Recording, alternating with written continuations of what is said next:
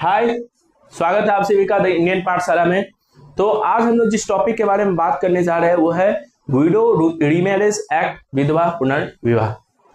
जैसा कि हमारा समाज, भारतीय समाज, इसमें एक कुप्रथा थी, बुरी रीति रिवाज था, क्या? सती प्रथा, जिसको 1829 ईस्वी में राजा राम मोहन राय ने अपने प्रयासों से बंद करवाया।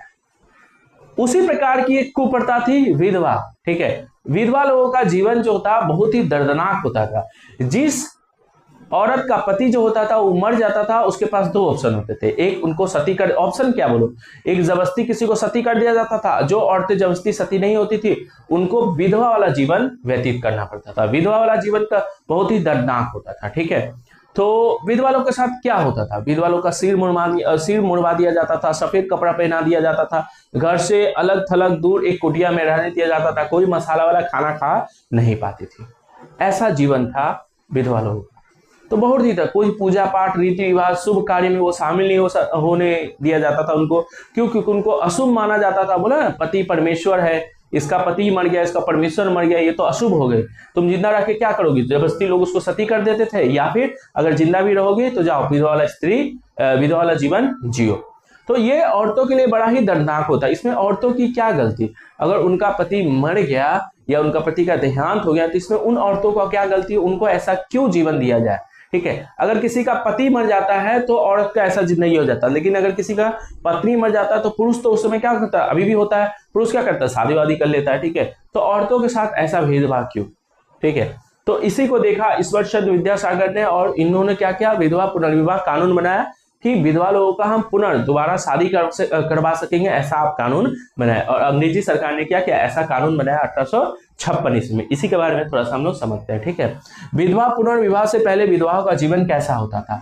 सामाजिक बहिष्कार, पूजा पाठ से अलग थलग कर दिया जाता, खान पीन और पहनावे पर कठोर प्रतिबंध, रूखा सूखा खाने दिया जाता था, वस्त्र सफेद पहना दिया जाता था, शुभ कार्यों से निष्कासन। ठीक है, जितने भी पूजा पाठ शादी वादी है उनमें शुभ काम, जितने भी शुभ काम होते थे उससे क्या कर दिया था, निष्कासित, मतलब उनको निकाल दिया जाता था। इस तरीके से उनका जो सिर होता था वो मुड़वा दिया जाता था, सफेद कपड़ा, अकेले बेचा। बताओ ऐसा जीवन जी के कोई क्या करेगा? ठीक है, ऐसा जीवन जी के कितना दर्दनाक जीवन होता था। आज के समय में भी कोई सारे जो होते हैं ना लोग, वो विधवा लोग को थोड़ा अशुभ या फिर कुछ होता है ना शुभ काम में उतना शामिल नहीं करते। ठीक है, तो ये सब अंधविश्वास है, ये सब चीजें। बताओ इनका क्या गलती बताओ इसमें? ठीक है, इनकी पति की अगर मृत्यु हो गई, लेकिन औरतों के साथ अगर ऐसा हुआ तो मैंने ऐसा होता था, लेकिन पुरुषों के साथ इसका उल्टा होता था, तो वो लोग मस्त शादी वादी करते थे, अपना मस्त रहते थे। क्यों? पति परमेश्वर है तो पत्नी क्या है? ठीक है, तो ऐसा उनके साथ होता था। बहुत ही दर्दनाक ये सारी चीजें थी। ठीक है, विधवाओं के साथ ऐसा क्यों होता था? समाज के लोग ऐसा क्यों करते थे? वही लालच। जैसे सती प्रथा भी लालच के कारण होता था कि अगर जला देंगे तो सारा सोना चांदी मेरा हो जाएगा। उसी प्रकार से अगर ये यहाँ पे रहेगी, ठीक है, तो अपना धन संपत्ति जो है ना, इस पे ऐश मौज करेगी, इसको काम करो, इसको विधवा वाला जीवन दे दो, बोलो विधवा वाला जीवन तुम जियो और ये धन दौलत तुम आप किसी काम करेंगे सब मेरा हो जाएगा। इस तरीके से परिवार वाले लोग, आसपास वाले लोग धन के लालच में ये सारी चीजें करते थे। ठीक है, तो समाज में कमजोर स्थिति थी औरतों की, महिलाओं का स्वतंत्र अधिकार नहीं था, कुछ भी करने बोलने का अधिकार नहीं था। धर्म का गलत उपयोग, सामाजिक और धार्मिक प्रतिबंध, धर्म का मतलब ये हम लोग का रीति रिवाज। लेकिन वही बात है, क्या ना महाभारत में ऐसा जिक्र है? बताओ, राम भगवान की 3 माताएं थी, तीनों माता सब काम में रहती थी। ठीक है, कुंती थी, कुंती भी अपने सारे काम में रहती थी, जो महाभारत में कुंती है पांडवों की माता। तो हमारे धर्म में ऐसा चीज है ही नहीं है। लेकिन लोग जो है उतने पढ़े लिखे नहीं थे, तो आसानी से क्या होते थे, मूर्ख बन जाते थे। समाज का दबाव, परिवार और समाज मजबूर कर देता था धन दौलत के लालच में कि उधर चली जाएगी तो अपना धन दौलत हम लोग का हो जाएगा। कठिन विधवा जीवन, विधवाओं को समाज से अलग रखा जाता था, संपत्ति का लालच, संपत्ति के लालच, दबाव डाला जाता था, शिक्षा की कमी, लोगों में जागरूकता कम थी, औरतों में जागरूकता कम थी। इसी कारण से उनके साथ ऐसा होता था।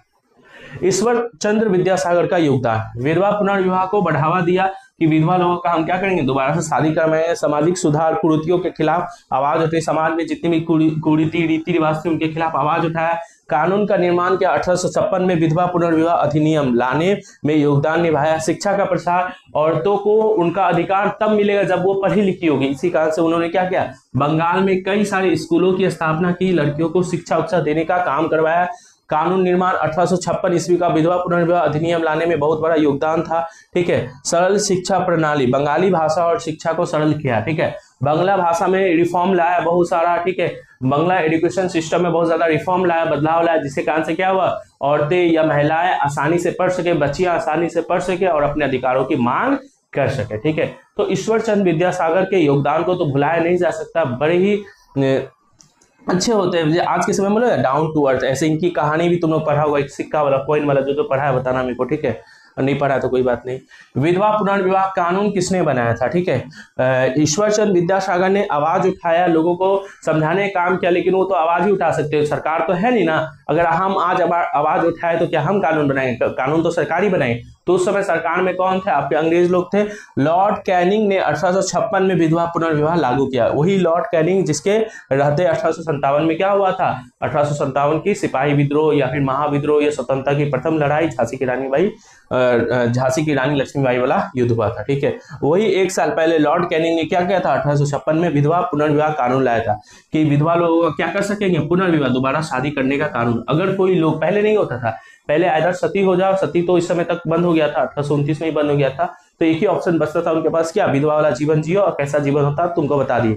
लेकिन अब बोला कि अगर कोई औरत जो है विधवा वाला जीवन जी सकती है, अपनी मर्जी से चाहे तो जी सकती है, लेकिन अगर वो दोबारा शादी करना चाहती है तो कोई अगर रोकेगा तो उसको क्या हो जाएगा, जेल हो जाएगा। क्योंकि विधवा पुनर्विवाह कानून है, दोबारा शादी हो सकता है, अगर तुम रोकेगा मतलब कानून को रोक रहा है, कानून को रोक रहा है तब तुमको जेल होगा। कानून का नाम विधवा पुनर्विवाह अधिनियम 1856 में। उद्देश्य, विधवाओं को दोबारा विवाह का अधिकार मिलेगा। योगदान, सामाजिक सुधारकों के प्रयास से हुआ। किसका योगदान था सबसे ज्यादा? ईश्वरचंद्र विद्यासागर। ठीक है, अब क्या हुआ, 17 दिसंबर 1856 को दक्षिण कोलकाता में श्री चंद्र विद्यारत्न, ठीक है, ये ईश्वर चंद्र विद्यासागर के ही क्या थे, एक मित्र थे। ठीक है, श्री चंद्र विद्यारत्न और कलामती, 10 साल की कलामती का प्रथम विवाह हुआ। तो अगर बोलेगा कि पहला विधवा पुनर्विवाह किसका हुआ, तो कलामती के। कितने वर्ष की थी? 10 वर्ष की थी। उनका शादी किससे हुआ? श्री चंद्र विद्यारत्न, जो ईश्वर चंद्र विद्यासागर के क्या थे, आपके मित्र थे, बेटे नहीं थे। ठीक है, तो 7 दिसंबर 1856 को दक्षिण कोलकाता या कलकत्ता में श्री चंद्र विद्यारत्न और कलामती का क्या हुआ, पहला विधवा पुनर्विवाह हुआ। तो ईश्वर चंद्र विद्यासागर ने अपने मित्र का एक 10 साल की जो बालिका विधवा थी उनके साथ क्या किया। अब 10 साल की, बताओ, जिंदगी भर विधवा वाला जीवन जिएंगे, कैसा होगा। तीसरी का उनका क्या किया, शादी किया। ठीक है, अब 10 साल का तो बाल विवाह वाला कॉन्सेप्ट अभी हटा देते हैं। ठीक है, लेकिन ये इतना ही काफी नहीं था। समाज में एक अच्छा मैसेज देने के लिए उन्होंने क्या किया, अपने ही पुत्र का, ठीक है, अपने पुत्र नरेंद्र चंद्र का क्या कर दिया, नारायण चंद्र का क्या कर दिया, शादी करवा दिया विधवा के साथ, विधवा स्त्री के साथ क्या कर दिया, शादी करवा दिया। तो उन्होंने अपने भी पुत्र का क्या किया, नारायण जो चंद्र है उनका शादी करवा दिया, जिससे समाज में एक मैसेज जाए कि हम सिर्फ इस कानून को लाए नहीं, अपने पुत्र का भी शादी करवाए, तो आप लोग भी ऐसा कर सकते हैं, आप लोग भी विधवाओं के साथ शादी कर सकते हैं और किसी का जीवन सुधार सकते थे। तो ऐसे थे हमारे ईश्वर चंद्र विद्यासागर, भारत के, बंगाल के एक बहुत ही रिवोल्यूशनरी, क्रांतिकारी आदमी। ठीक है, तो आई होप आपको विधवा पुनर्विवाह 1856 में जो कानून बना था उसके बारे में आपको समझ में आया। ठीक है, चलिए, धन्यवाद।